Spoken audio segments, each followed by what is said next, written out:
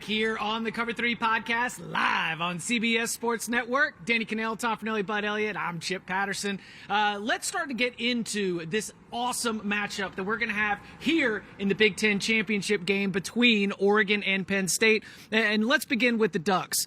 Bud, when you were tracking Oregon this season, was there a game or a moment where you started to really visualize that they might be able to finish the year as the best team in the country? Was there a point for Dylan Gabriel? What was it where you started to really start to look at Oregon in a different light, that they really could be that team? So it's a great question, Chip. I think early on, Gabriel was struggling. They were trying to figure out what he could run, how he was different than who Bo Nix was, last year for the Ducks. It's still a lot of the underneath stuff, but I think now, his comfort in this offense is so much better. And I think it was really when they crushed those two teams midseason, with Michigan State and I think UCLA, and they just totally put it in park in the second half. It was oh, they're feeling good now. Just shut it down, not show anything else. And they saved a lot of that stuff for the Buckeyes and broke it out against them. That's kind of when I was like, I think they got it right. Yeah, I think the turning point for me as far as my belief in Oregon was early in the season when they were dealing with the injuries on the offensive line. They did not look good. Ohio State comes to Eugene, one of the best defensive fronts in the country, and they held up well. And, it was a close game. It came down to literally the final second for them to hold on to win the game. But just the way that offensive line performed in that game really gave me a sense that, okay, they're what we thought they were going to be. They're kind of reaching that point. They're peaking. This is a team that I feel like can go on and win this league. I think it's obviously the Ohio State game, right? You're talking about the offensive line. What about the defensive line that showed up in that game? Remember, that was without Jordan Birch. It's what are they going to do? Then Mateo Uyunglele shows up and dominates that game, and they're able to get some pressure and shut down and contain Will Howard and all those offensive weapons. So that was the moment for me. I think that's probably everybody's wake-up calls this team is capable of beating Ohio State, who has this super roster that has fallen short of expectations. But still, at the time, that was the moment I think everybody was like, oh, this Oregon team is legit. They're for real, and they can absolutely run the table. You know what I can't get over?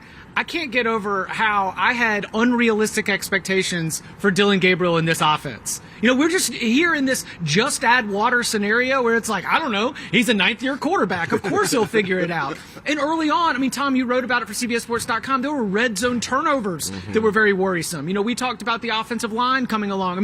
Danny, it's crazy that a quarterback might get better throughout the course of the season. I feel like that's what we've seen from him. There aren't many NFL quarterbacks where it's their job that just step in year one in a new system and just crush it, right? They're not going to be the same, and then they get better year two.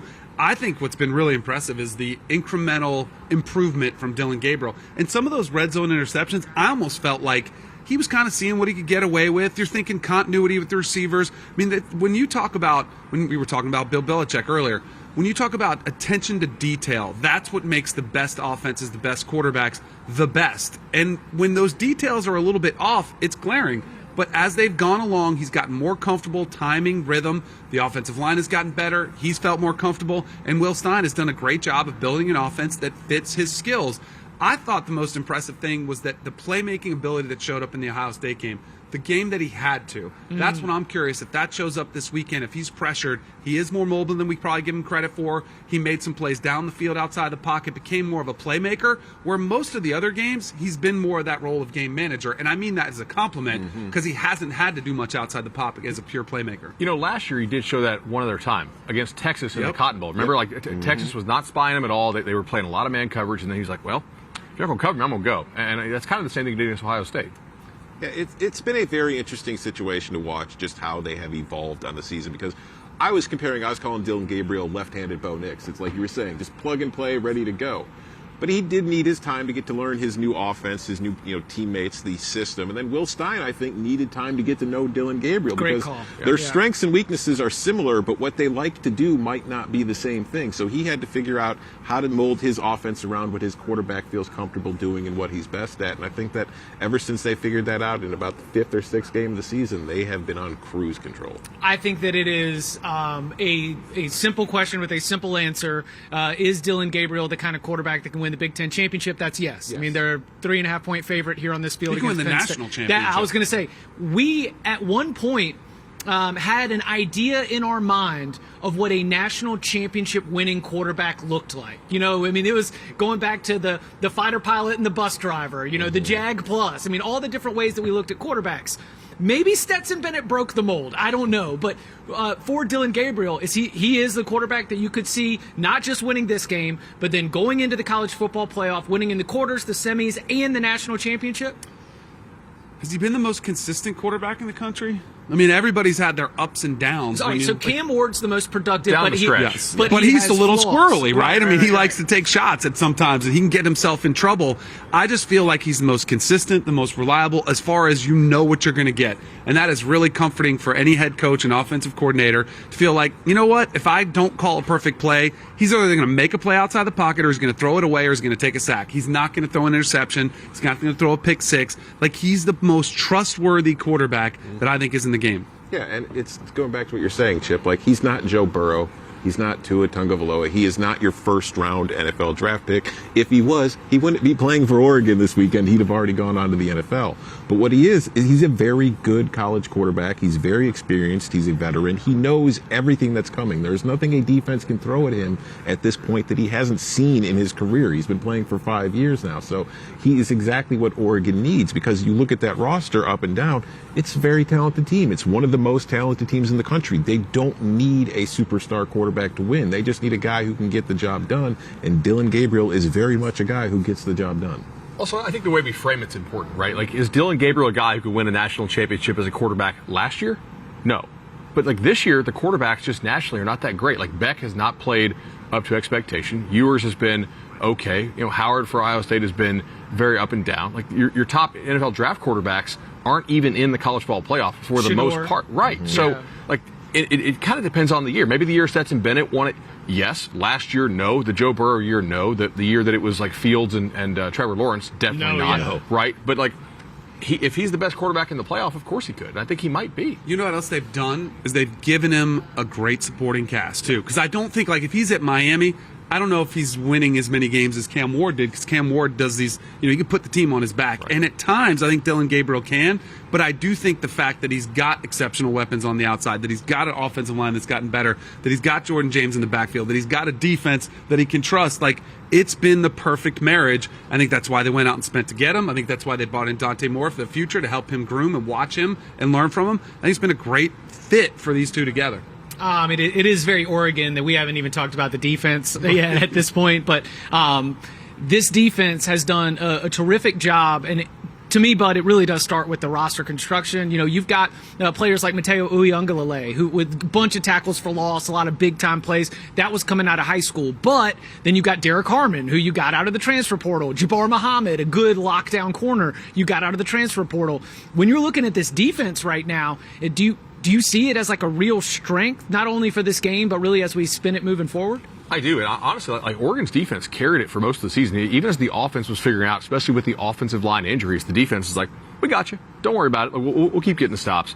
You know, if you look at this, they went out and they went shopping for big-time defensive linemen on the interior. They took Michigan State's best player. They took Houston's best player. And that sounds great. It sounds like it's guaranteed. Y'all, it's not guaranteed. Those guys bust also. And if you bust on a transfer portal kid, there ain't no second bite at that apple. Like you're just kind of SOL. So ultimately, the fact that they hit both those guys, they stayed healthy, they've been impact players, like, that's huge. Oregon's defensive interior is as good as basically anybody in the playoff. Yeah, and it's not like the defensive line gets a ton of credit, and it should, because it is filled with talented players. Oh, yeah, and Jordan Burch, too. Yeah. He's going to be an NFL player. Exactly. But the thing about this defense is they're good at every level. Like, they've got a great defensive line. They've got good linebackers. They're solid in the secondary. So when you're trying to figure out a way to defeat it with your team and you're an offensive coordinator, there really isn't that one weak spot where you sit there and say, okay, that's what we're going to attack. That's what we can crush. It doesn't exist, which just makes it all the more difficult to beat them. Have we seen anybody this country have a game where they had 10 sacks and 16 tackles for loss? Because that's what Oregon did last week against Washington. Yeah. That is insane. I had to double check the box score. I'm like, how did this happen? But that's the type of talent they've got. I think the bye week was huge for them. The week before, they come in, they're rested for this game. It's setting up perfectly for the Ducks. We are not going to allege the Wisconsin Badgers as offensive juggernaut, but that defense, to your point, might have saved the season. Being able to step up when you're on the road in their 8th game in a row. The offense isn't clicking. It's Madison is going crazy. That defense saved the day and made sure that there was still a 0 in the loss column. Well, coming up on the other side, we turn our attention from the Ducks to Penn State. What are they going to bring to this stadium, and what can they bring to the college football playoff? A deep dive into Penn State and more next.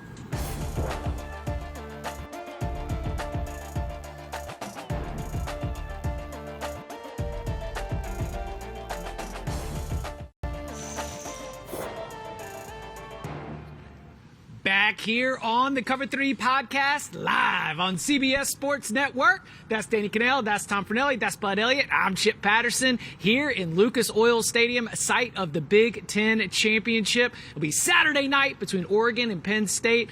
And Danny, let's get into those Nittany Lions because, this is a little bit of a surprise, right? You knew that you needed to beat Maryland to at least be in this position, but somebody got the word down to the sideline because after a slow start, they just laid the hammer down on the Terps in a way that made them look very much ready. Did they technically backdoor their way into this? Yes, but they absolutely looked the part. They have been a Big Ten title contender all season long. What's impressed you about Penn State here in 2024? We've come a long way since James Franklin at home losing to Ohio State, going off the field and getting into it with some Penn State fans who were like, get him out of here, get him fired, and yet here he is with a chance to win a Big Ten championship. The resilience they've shown to be able to bounce back from that game, to be able to keep their main goal in reach is pretty impressive. And I think it's been kind of your prototypical Penn State team under James Franklin. You've got decent quarterback play. I'll say that out of Drew Aller. I'm sure we'll get more into that. You've got a good run game. You've got a great defense. This is what they are. And I think an identity in college football is massive. A lot of teams go searching for it. They're trying to become something different. And I know they've tweaked things and they've gotten a little bit more explosive as an offense with a new offensive coordinator. But the bottom line is this is the way this team has won. They've been built. And I think they'll go as far as Drew Aller can take them.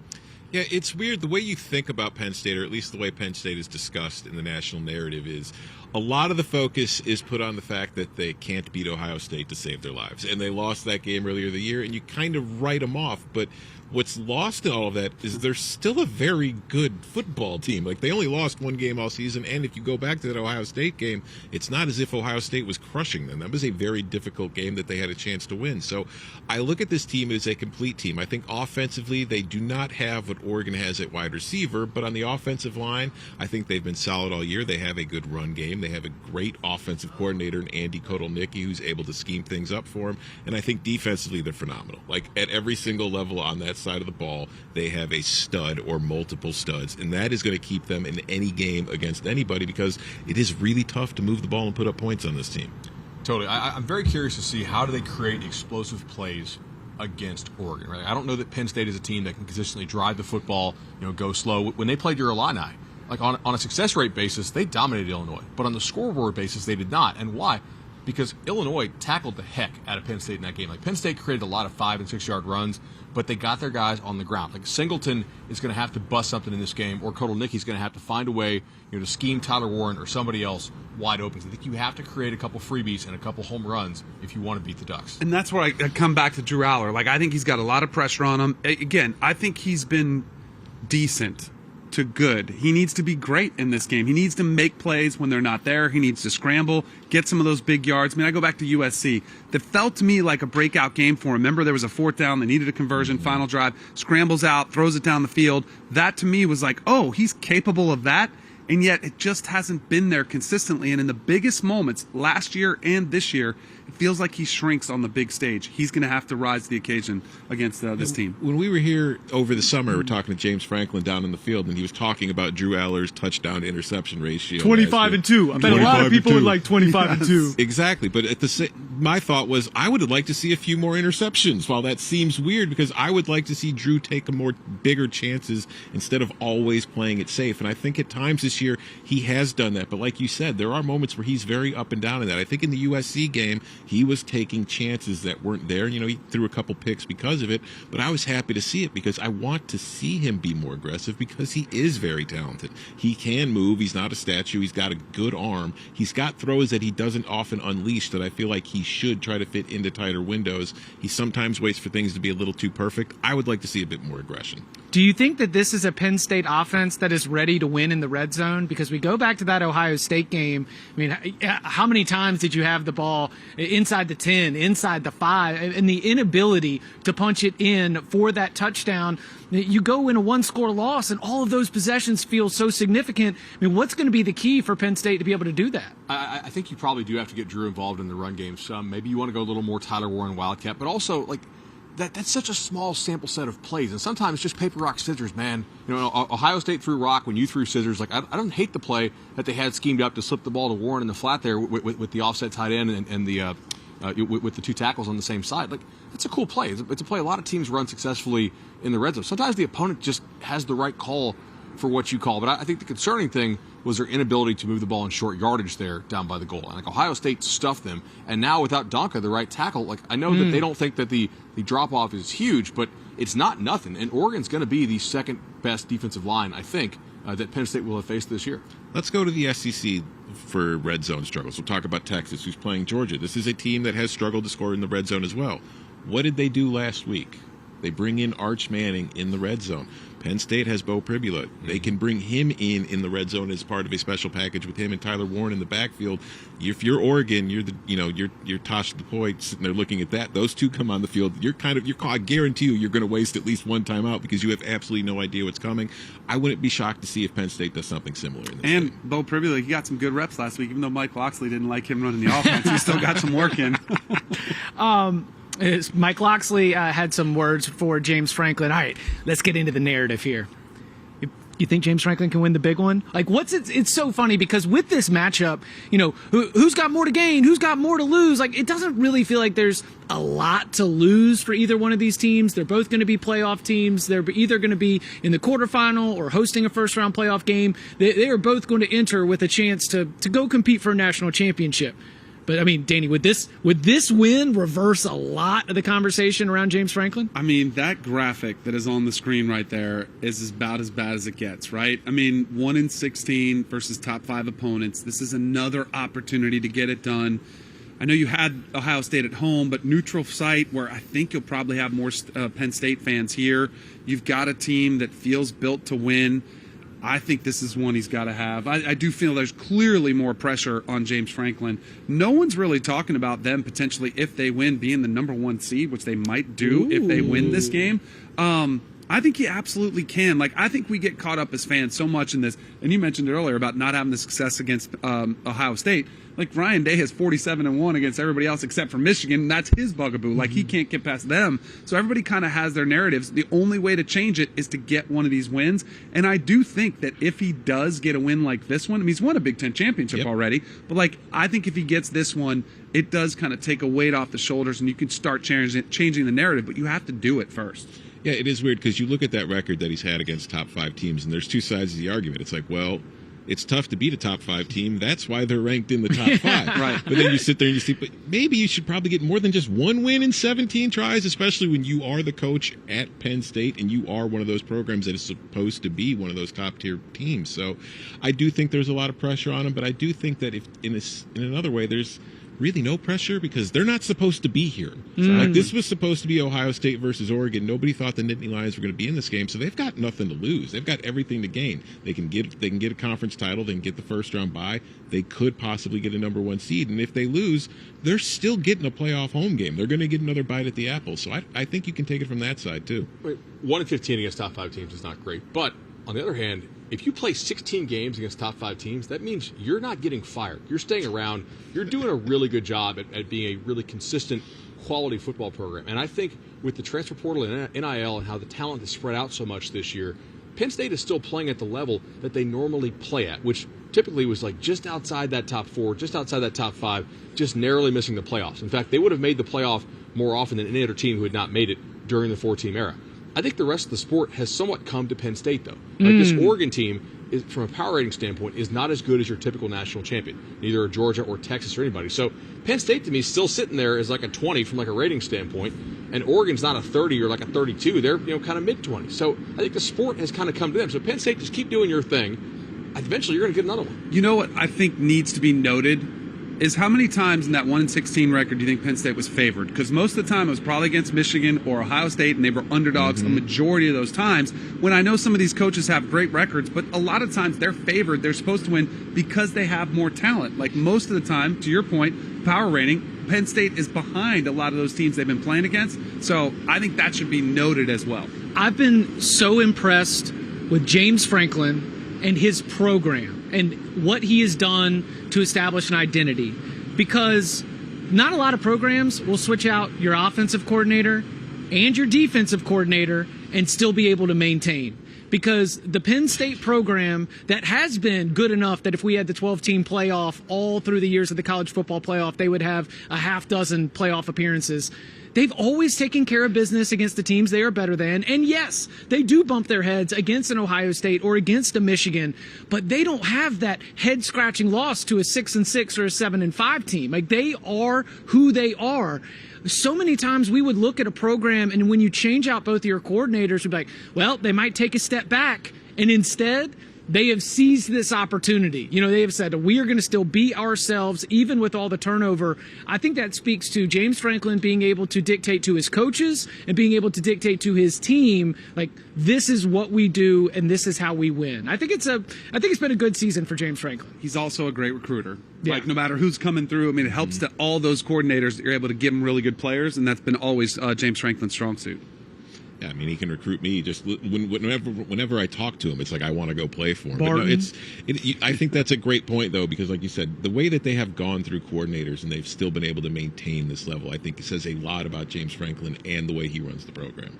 I also think there's kind of like a Goldilocks thing going on with the coordinators, right? They had Soraka, who got from Minnesota, was a little bit too simple. Then they got the Oklahoma State guy, Mike Yurcich, and that was a little too complex. And now I think it's just right with Kanell and Bud. It's been a nice little year one fit. I love that.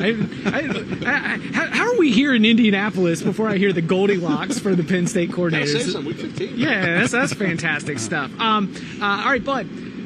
Penn State has to do blank to win the Big Ten title. Win one-on-one plays down the field. Is that like Harrison Wallace, who's Yes. maybe hopefully helpful again? Dan healthy Lanning is again? off that Nick Saban, Kirby Smart coaching tree. If they think that their corners can hold up against you outside, they will make you prove that they're wrong. And typically, like when you see a Nick Saban or Kirby Smart or a Dan Lanning defense lose, think about Dan Lanning losing to Washington last year. They got roasted on the outside by those Washington receivers. And hey, guess what? We got 3 top 100 picks. Yeah, I was going to say, you got Roma Dunze. Yeah, that Husky team, they weren't too bad. If I'm Oregon, I'm challenging Penn State. Say, hey, like, we are going to bracket Tyler Warren, Ken Harrison Waltz. Can those guys on the outside beat our corners one-on-one? Or can Cuddle Nicky do a nice enough job of scheming it open with some of the play action stuff, some of the pick route stuff, to get some freebies and get some wide open shots?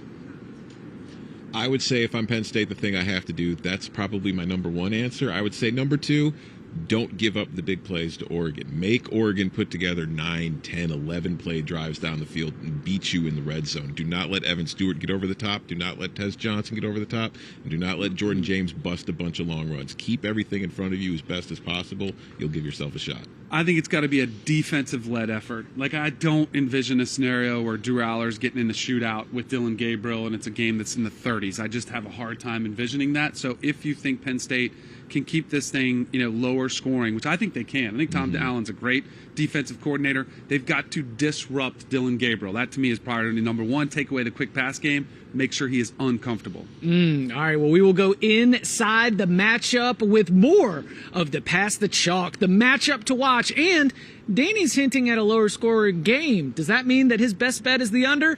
All that and more next.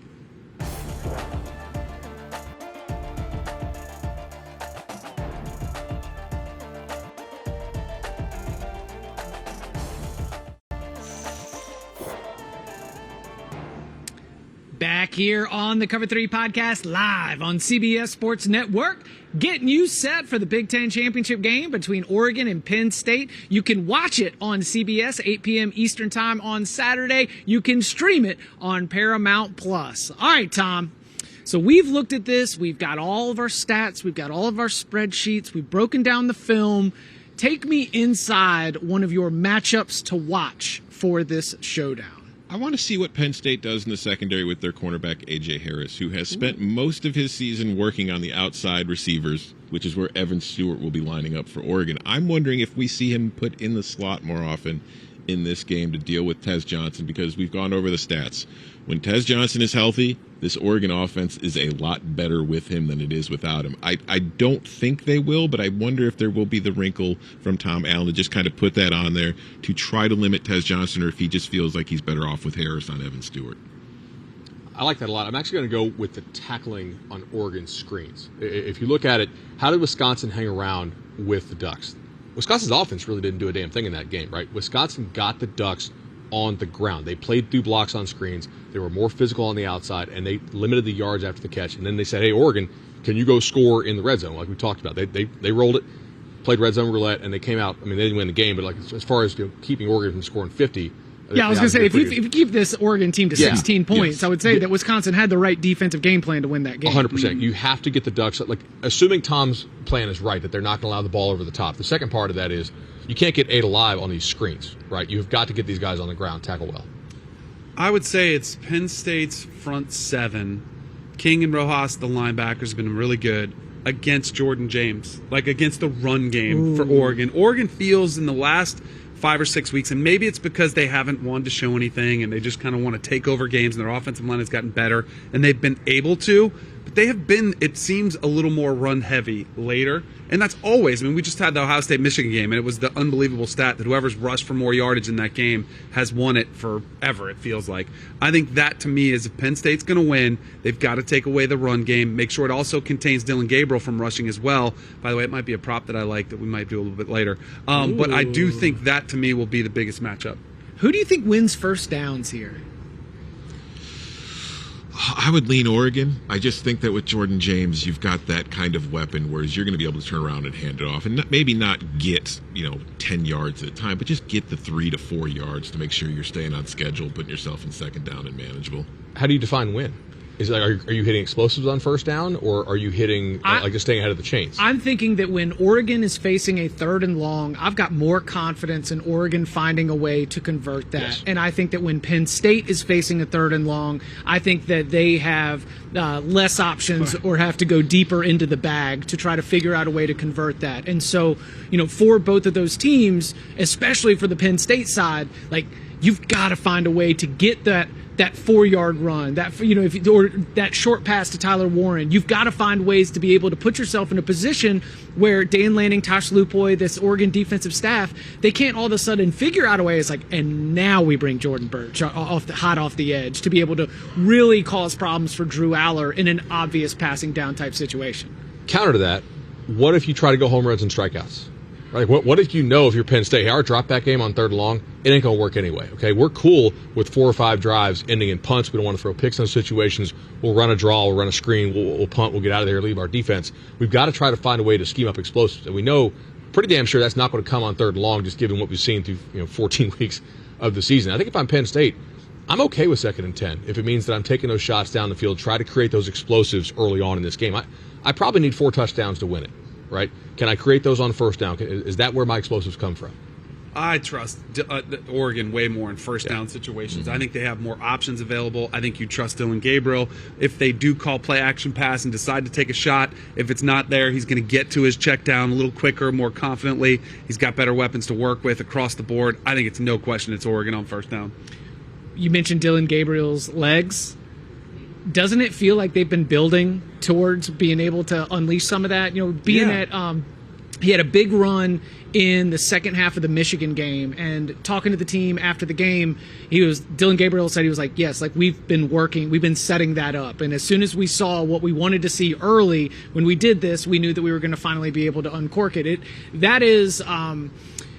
Bud mentioned it earlier in the show. Last year when he was at Oklahoma, he rushed for 100 yards against Texas. Like, he's got it in the bag. He hasn't had to use it because he's also had a lot of concussions in his history. So, like, you want to protect your quarterback, but when it comes to these stakes and you start getting closer to the championship, that's when you're willing to risk a little bit more. And as we saw in the Ohio State game, he was really dynamic, just when nothing was there, when things broke down, that's when his escapability showed up a little more, his ability to throw on the run. Remember the one he escaped just a little bit to his right and then threw it down the field, took the shot, and scored a touchdown? Like, that's where I think he's got that in his bag, and he hasn't had to show it because Oregon's been so good. Yeah, Tom, one more thing that I'm looking at right now. We went into this season looking at Katron Allen, looking at Nick Singleton. Oh, neither one of them are going to go. All right, they're both going to stay. This is going to be the most dynamic running back duo in the entire country.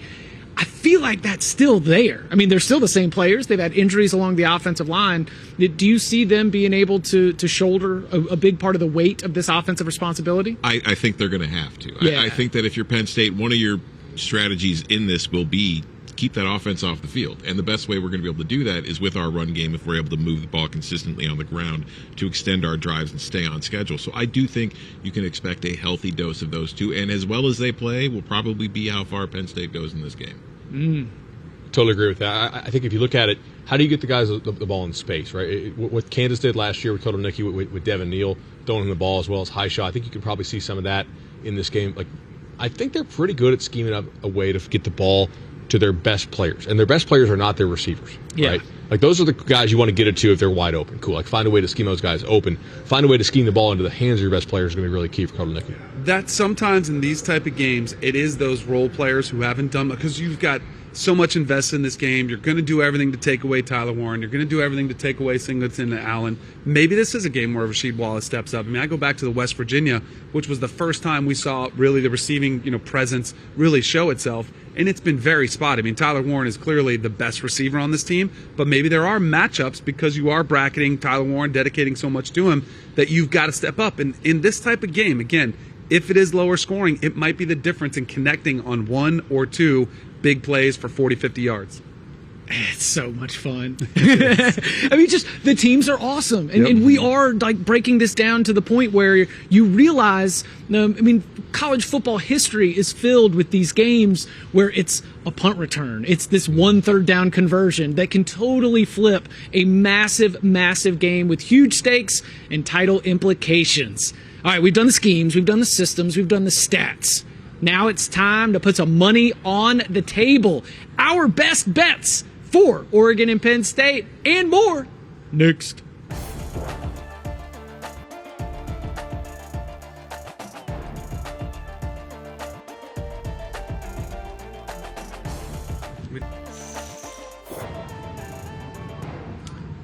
Back here on the Cover 3 podcast, live on CBS Sports Network. Well, we've gone all through Oregon, we've gone through Penn State, we've gone through matchups to watch, and now it's time to put some money behind it. So we, of course, for those of you who listen to us, who watch us at youtube.com/cover3, you know that our Locks episode for Championship Weekend is available. So let's bring that and maybe a few more props, maybe a few more side wagers as well. Danny, what are you eyeing for some of your best bets for this game? I was just checking out my FanDuel app, getting on here, checking some of those props. I'm going to stick with what I've gone with kind of all the way on our Locks pod. I do like Penn State in this game. I think they keep it close. I like it with the 3.5. I wouldn't be shocked if they won this game outright. And I do like a little 2-for-1 special. You know what's my favorite? The way we've discussed this game, I like the under as well, like under 50.5. There's a trend. There's been 91 conference championship games since 2014. The winner of the game straight up has covered in 70 of them. So typically when it comes to a conference title game, just take the team you think is going to win to cover. I'm going to take Oregon minus 3.5. I do think they are the better team. I do think they're more likely. Time out, because that is the most misleading stat I've ever heard, because we used to have divisions, and now we don't. And so we don't know if that will hold true. I like the way you packed your, you had to bring it in with a punch, but it is a little bit deceiving considering we've seen, Ohio State, Purdue, we've seen Michigan, Purdue, we've seen Ohio State, Wisconsin, 59-0. Yeah, that's true. Yeah. We've seen a lot. We've seen a lot of mismatches. All the games this weekend are really tightly matched, which I think is going to be awesome. I just had to pick apart yours since you're on the other side. That's okay. It's fine. Oregon's still going to win and cover, and I'm still going to be right. But the prop I'm going to take for this one is we've talked about Jordan James. We've talked about how Oregon's going to want to run the ball. We're also late in the year. Guys are getting tired. You want to save them. You've still got, hopefully, 3 more games left if things go the way you want. So you're going to see him splitting carries. Give me Noah Whittington over 20.5 rushing yards. I think he's going to get more carries this week than he's typically been getting. I like that. I'm going to go Penn State plus a half point in the first quarter. Yeah! It's a little sicko mode, I know, but if you look at Dan Lanning, he's still a very defensive-minded coach. And when they win the toss in big games, not against Colorado because that was different, but in the biggest games, when Lanning wins the toss, they defer. Washington twice last year, Utah, Ohio State this year. And that means Penn State's likely to get the ball first, right? 2 possessions for Penn State, 1 possession for Oregon in the first quarter. I think Penn State also, if they win, I think they will choose to receive because I don't really want to play Oregon from behind. I want to play a slower pace game about the nitty lines. I want to get out ahead, sit on that lead if I can. So Penn State plus a half point in the first quarter. Do y'all hear this? I mean, America, are you listening? This man has tracked down Dan Lanning's coin toss behavior, okay? No one else is giving you that. Thank you. I mean, there's not really... Guys, we've seen these teams for 15 weeks. Yeah, there ain't a whole lot of mystery to this stuff. I mean, we know what these teams are. Like there's some variants that'll play out in the game. Like you got to find little micro edges in week 15, unless you got 25 locks like DK over here. Well, I'm still scrolling. I got some more props coming your way if we're ready. But I think the key to what Thomas said is that while we have had some lopsided spreads, a lot of times these are close spreads. Mm-hmm. So, like, that's why whoever wins the game is probably going to cover the spread as well. I think Oregon's going to win this football game, and so I'm taking Oregon. I'm laying the 3.5, and I'm also looking at some team totals. I think Oregon could go over 26.5. Ooh, so you're all on the opposite side of me. Yeah. We're going toe to toe on this. You've crushed one. me all year, so hop on board with Chip. Any other first quarter? I had a first touchdown score. I think Tyler Warren at plus 700 is pretty good value, especially if you're talking about the way they get the ball. Remember the Ohio State game? They didn't go to him early on that one red zone possession. I just feel like they're going to try to find a way. He's their biggest playmaker. I think that's pretty good value. The other one was Drew Aller under 200.5 yards, passing yards. I don't again, I think it's going to be a lower scoring game. I don't envision Drew Aller all of a sudden figuring out that I can throw in the ball over the yard. I think they're going to do what they do, run the football, make him be a game manager, make sure he doesn't turn the ball over, and that would lead to a under on his passing yardage total. I like that. Do you guys like Gabriel over 13.5 rush? Yes. You liked over? Yeah. So I have a question. This is a very novice question. Do they include sack yardage? Yes. In college they do. Then I like under because I think Penn State's going to and he is a guy who will take sacks. Like he's not going to throw it away. But he gets the ball out so fast. He does. They throw so many screens. We saw that graphic here on CBS Sports Network where Oregon is dead last in the nation in air yards. Like the ball's out fast. If you've seen him without shoulder pads, there's a reason they don't run him much. He's smaller than all of us on stage. Yes. The guy is kind of tiny by elite college quarterback standards. But I mean, it's go time for y'all. They're trying to get that number 1 seed. I think they run. He's smaller but not skinnier than Chip. That's true. He is, but he's got a bit more beef. Yeah. All right. Well, coming up on the other side, we'll turn our attention to some of the other conference championship games across the country, beginning with the SEC title game between Texas and Georgia. Next.